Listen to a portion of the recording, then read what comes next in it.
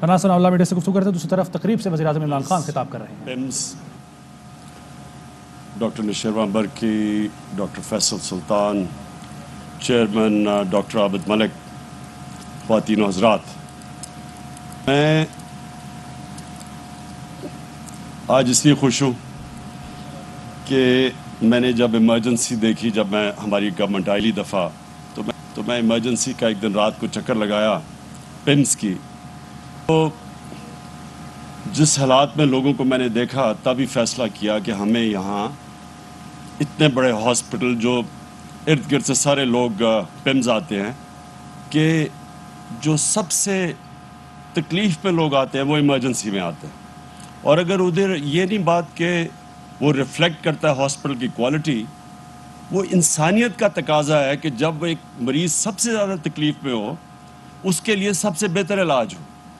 تو یہاں الٹا ہے کہ پیمز کے اندر تو کئی بڑی اچھی ڈپارٹمنٹس ہیں، خاص طور پر ڈینٹسٹری کی میں تعریف کروں گا، لیکن ایمرجنسی کے حالات بہت برے تھے. جب میں نے دیکھا تو آج ہم نے پوری وہ ایک پروسیس سے گزرے ہیں.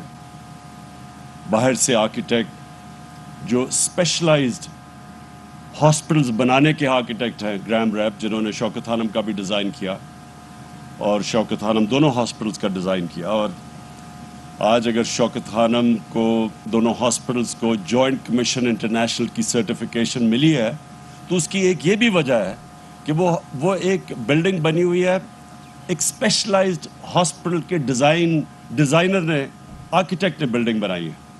تو ہم یہ بھی چاہتے تھے کہ یہاں بھی یہ جو ایمرجنسی بنے وہ ایک اسپیشلائزڈ ہو، یعنی وہ خاص طور پہ کیٹر کرے جو کہ ایمرجنسی کے مریض آتے ہیں. تو اس کے لیے پھر گرام ریپ جو کہ امریکن آرکیٹیکٹ ہے، جو اسپیشلسٹ ہے، اور میں خاص طور پہ اپنے اوورسیز پاکستانیز کا شکریہ ادا کرنا چاہتا ہوں کیونکہ انہوں نے اسپانسر کیا. جتنا بھی خرچہ تھا یہ ایمرجنسی کے ڈیزائن پہ ہمارے اوورسیز پاکستانیز نے وہ خرچہ دیا. یہ ایک چیز ثابت بھی کرتی ہے کہ یہاں کتنی ہماری قوم کتنے کھلے دل کی ہے، جنرس لوگ ہیں. ان کو میرے خیال میں کوئی دنیا میں اتنی قوم اللہ کے نام پہ پیسہ نہیں دیتی جتنی پاکستانی قوم دیتی ہے. تو انہوں نے اسپانسر کیا اور اب آج ہم نے گراؤنڈ بریکنگ کی ہے. اور یہ پاکستان میں سارے پاکستان میں اب ایک جو سب سے کوالٹی کی ایمرجنسی بنے گی وہ یہ، اس کی آج ہم نے آج اوپننگ کی ہے، اس کی گراؤنڈ بریکنگ کی ہے. اور میں اس لیے بھی یہ جو آپ نے جناح ہاسپٹل کی بھی آج ہم نے سٹون لینگ کی. جناح ہاسپٹل جو 300 بیڈ کا ہاسپٹل ہے، اور یہ ڈاکٹر فیصل نے صحیح کہا کہ 1985 کے بعد یہ پہلی دفعہ اسلام آباد میں ایک نیا ہاسپٹل بن رہا ہے. یہ ہم سب کو سمجھنا چاہیے کہ اسلام آباد پاکستان میں سب سے تیزی سے بڑھتا ہوا شہر ہے. آپ سب کو حیرت ہوگی کہ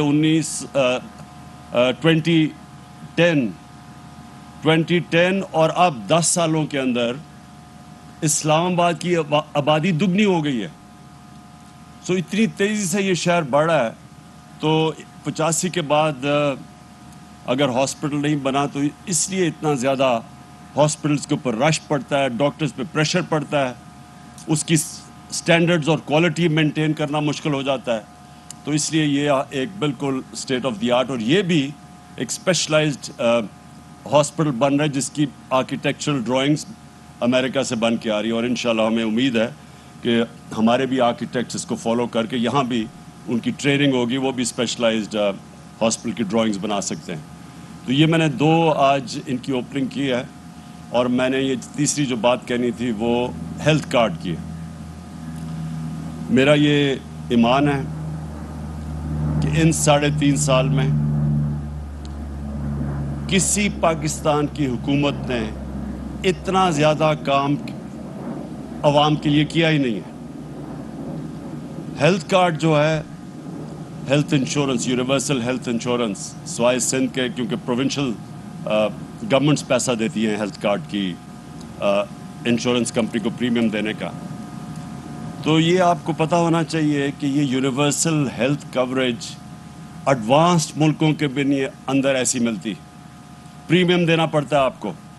یہاں ہم اپنی آبادی کے لیے مفت ہیلتھ انشورنس دے رہے ہیں، اور یہ کتنا بڑا خواب تھا تو شروع میں ساروں نے کہا کہ یہ ہو ہی نہیں سکتا۔ پہلے ہم نے خیبر پختونخوا سے شروع کیا چھوٹے پیمانے پہ، پھر ہم نے آخر میں فیصلہ کیا کہ ہم جتنے بھی ہمارے صوبے ہیں ہمارے نیچے سب کو، ہر خاندان کو ہم ہیلتھ کارڈ دیں گے۔ میں سمجھتا ہوں کہ یہ ہماری جو خواب ہے پاکستان کی، جو اس کی ویژن تھی، فلاحی ریاست، اسلامی فلاحی ریاست، یہ سب سے بڑا ہم نے قدم اٹھایا ہے اس راستے کے اوپر چڑھنے کا، کہ ایک انسانیت کا نظام ہو، ایک غریب خاندان جس کے گھر میں بیماری ہو اور پیسہ نہ ہو بچوں کا علاج کروانے کے لیے، ماں باپ کا علاج کروانے کے لیے۔ کتنے ہمارے ملک میں ایسے خاندان ہیں جن کو یہ فیصلہ کرنا پڑتا ہے کہ ہمارے پاس اگر پیسے نہیں تو ہم کیا کریں گے، قرضے لے لیتے ہیں لوگ غربت کی لکیر سے خاندان نیچے چلے جاتے ہیں، ایک اپنے خاندان کے کسی فرد کا علاج کراتے کراتے وہ غربت کی لکیر کے نیچے چلے جاتے ہیں قرضے لے لے کے۔ تو یہ تب سے میں نے جب سے پولیٹکس میں آیا تھا میرا یہی خواب تھا کہ ایک دن ہمارے شہریوں کو ایک ایسا کارڈ ملے کہ وہ اس ہسپتال میں جا کے علاج کروا سکے جو وہ خواب بھی نہیں دیکھ سکتے تھے کہ پرائیویٹ ہاسپٹلز میں اپنا علاج کروا سکیں۔ اور مجھے اتنی خوشی ہوئی، مہینہ پہلے ڈاکٹرز ہاسپٹل کے ان کے جو اونر ہیں انہوں نے مجھے کال کیا اور مجھے مبارک دی کہ پہلی دفعہ ڈاکٹرز ہاسپٹل میں ایک مزدور کا ہارٹ کا آپریشن ہوا جو وہ تصور بھی نہیں کر سکتا کہ اتنا ایک پرائیویٹ ہاسپٹل میں مہنگا ہوگا۔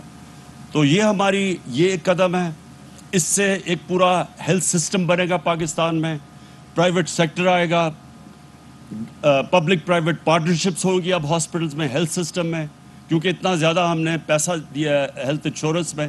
تو اب کوئی بھی غریب علاقے کے اندر پرائیویٹ سیکٹر جا کے ہاسپٹل کھول سکتا ہے، جو پہلے کبھی وہ نہیں، کیونکہ لوگوں کے پاس پیسہ نہیں تھا، پرائیویٹ سیکٹر نہیں جاتا تھا۔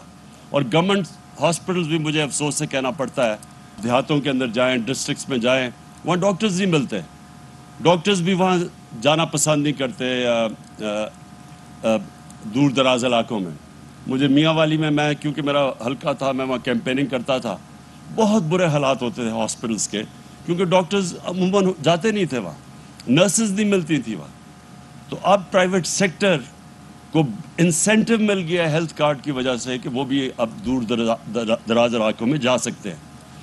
آخر میں صرف یہ کہنا چاہتا ہوں کہ مجھے بڑی خوشی ہے کہ ہر فیلڈ کے اندر، چاہے وہ اکنامکس ہو، چاہے ہیلتھ کیئر ہو، چاہے تعلیم ہو، کسی نے بھی نہیں پاکستان میں سوچا تھا کہ 70 سال کے بعد ایک حکومت کوشش کرے گی ایک تعلیمی نصاب لانے کے لیے، کیونکہ ہمارا ایک طبقاتی تعلیمی نظام بنا ہوا ہے۔ امیر کے لیے انگلش میڈیم اور اچھے نوکریاں، ہمارے نیچے عوام کے لیے ممکن ہی تھا اوپر آنے کا، کیونکہ تعلیم کا سسٹم ہی اوپر نہیں آنے دیتا تھا۔ اور یہ پھر انگلش کی جو زبان ہے، یہ بجائے تعلیم سیکھنے کے لیے یہ کلاس ڈسٹنکشن بن گئی کہ انگریزی جو بولتا ہے وہ اوپر والی کلاس کا ہے، وہ بیچارے نیچے۔ بڑا یہ غلامی کا ہمارے اوپر بوجھ پڑا ہوا ہے کہ ہم کئی دفعہ میں دیکھتا ہوں کہ لوگ صرف یہ ثابت کرنے کے لیے پڑھے لکھے ہیں، وہ پہلے انگریزی میں 4-5 جملے کہتے ہیں پھر اردو میں آتے ہیں۔ یہ جو ہم نے اپنے اوپر احساس کمتری کا نظام بنایا ہوا ہے، یہ صرف اور صرف ایک کلونیل ایجوکیشن سسٹم کی وجہ سے جو ہم نے چینج نہیں کیا۔ تو آج مجھے بڑا فخر، ہم نے شروعات کر دی ہے بڑی مشکلوں سے، ایک سلیبس، ایک کریکولم، نصاب، اور 5 سے پھر آہستہ آہستہ اوپر لے کے جائیں گے۔ اور اس کے علاوہ جو ہم نے سیرت نبی کا فیصلہ کیا کہ اپنے سارے بچوں کو نبی کی سیرت پڑھائیں گے کیریکٹر بلڈنگ کے لیے، یہ بڑا ضروری ہے۔ بڑی قوم بن ہی نہیں سکتی جب تک اس کا کیریکٹر بڑا نہ ہو۔ ہم جب مدینہ کی ریاست کی بات کرتے ہیں، مدینہ کی ریاست کی سب سے بڑی کوالٹی کیا تھی؟ نبی صلی اللہ علیہ وسلم نے لوگوں کے کیریکٹر بدل دیے۔ وہ فکری انقلاب تھا۔ لوگ غلط سمجھتے ہیں کہ وہ تلوار سے کوئی انقلاب آیا تھا۔ ان کے مدینہ کے ہجرت पे पहुंचने के और उनके दुनिया के जाने के बाद जो 10 साल थे, सिर्फ जंगों के अंदर कोई 1000 से 1200 लोग मरे थे टोटल, लेकिन वो सारा अरब उनके नीचे आ गया था। तो वो तलवार से नहीं हुआ था, ज़हन बदले थे उन्होंने, फिक्री इनकलाब था। और वो हमारी बदकिस्मती ये है कि हमने कभी कोशिश ही नहीं की जब से हमारा मुल्क बना है कि लोगों को बताएं तो सही कि वो जो कुरान हमें हुक्म देती है कि उनकी ज़िंदगी से सीखो, वो क्या वजह थी। वो हमारी बेहतरी के लिए है। जो कौम उनकी सुन्नत पे चलेगी वो उठ जाएगी।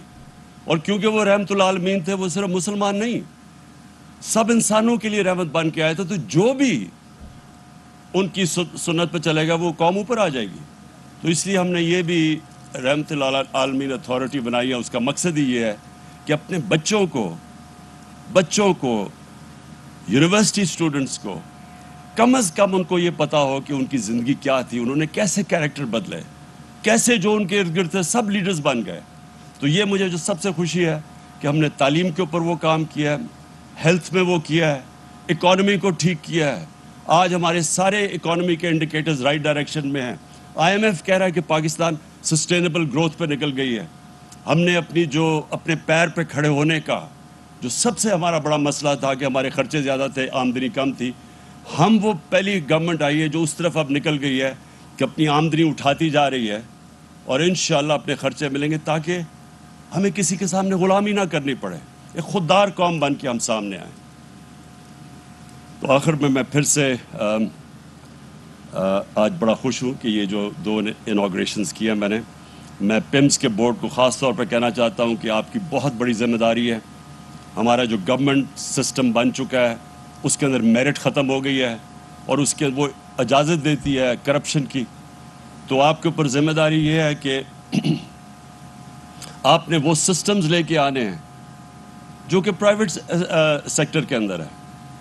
जो गवर्नमेंट सेक्टर है वो कोई वजह नहीं कि वो अगर प्राइवेट सेक्टर के सिस्टम्स लेके आए और इंसुलेट कर ले। बोर्ड का बनाने का मकसद ही ये है कि वो उस तरह हॉस्पिटल चलाएं जिस तरह प्राइवेट सेक्टर चलता है। यानी आप मेरिट के ऊपर लोगों को लेके आए, मेरिट के ऊपर इंडक्शंस करें। ये जो बना हुआ है जो सीनियर है वो ऊपर आ जाए। अगर सीनियर आपका बेहतरीन चीफ एग्जीक्यूटिव नहीं बन सकता तो जो बेहतरीन है उसको बनना चाहिए। और जितना आप मेरिट के ऊपर लोगों को लेके आएंगे उतना हॉस्पिटल की स्टैंडर्ड ऊपर चली जाएगी। तो बोर्ड का तो मकसद ये है। तो आपकी बहुत बड़ी जिम्मेदारी है, मैं बोर्ड को कहना चाहता हूँ, क्योंकि हमें बड़ी उम्मीद है ये पिम्स में पोटेंशियल है कि ये एक गवर्नमेंट हॉस्पिटल होते हुए पाकिस्तान की प्राइमरी इंस्टीट्यूशन बन सकती है। शुक्रिया। खान तकरीब से खिताब कर रहे थे। उन्होंने कहा कि माजी में किसी हुकूमत ने सेहत पर इतना ज़्यादा काम नहीं किया, यूनिवर्सल हेल्थ इंश्योरेंस एडवांस ममालिक में भी नहीं है। उन्होंने कहा कि हम अपनी आबादी को मुफ्त हेल्थ इंश्योरेंस दे रहे हैं। सबसे पहले KP में हेल्थ कार्ड का इजरा किया, सिंध के सिवा दीगर तमाम सूबों में हेल्थ कार्ड दे रहे हैं। उन्होंने कहा कि हमने तालीम सेहत पर काम किया, मईशत को ठीक किया। हेल्थ कार्ड इस्लामी फलाही रियासत की तरफ सबसे बड़ा कदम है। सियासत में आया था तो मेरा यही ख्वाब था कि शहरियों को ये सहूलत मिले। सेहत कार्ड से हेल्थ सिस्टम बनेगा, प्राइवेट सेक्टर शामिल होंगे।